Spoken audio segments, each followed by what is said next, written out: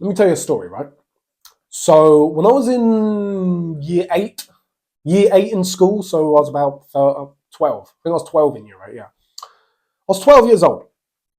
And I'm in science class, and my science teacher took us outside for a practical lesson, right? And the lesson was called Survival of the Fittest, right? Now, what he would do, he would say that we're potentially the equivalent of squirrels or whatever, right?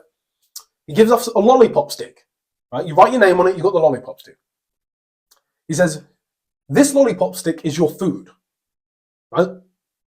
Now, what these animals do, squirrels, fucking all these rodent bullshit, they get their food.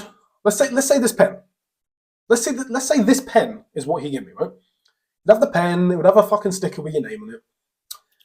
And what he said was, go and hide this, right? They hide their food, go out, rummage for more, come back, and that's that. He said, this whole area, right? We're outside, there was a bit of grass, there was a few trees about.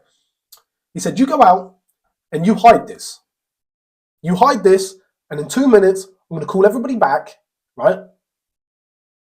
And you go out and you bring your stick. But whilst you're out, you can, within that 2 minutes, if you find any, you can go steal other people's food.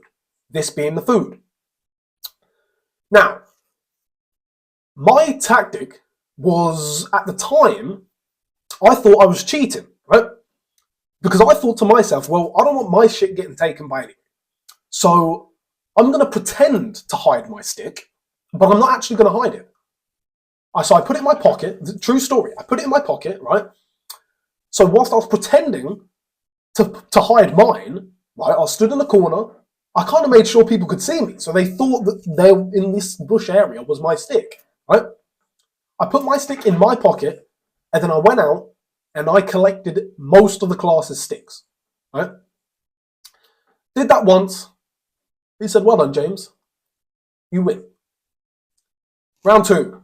Did it again. I won again. Now, I wasn't getting 20 sticks, but I was getting 4, 5, 6 sticks, right?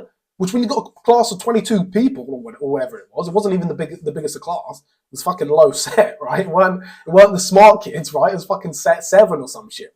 But we did it 2, 3 times. I won every time. And then at the end, he asked me what I did.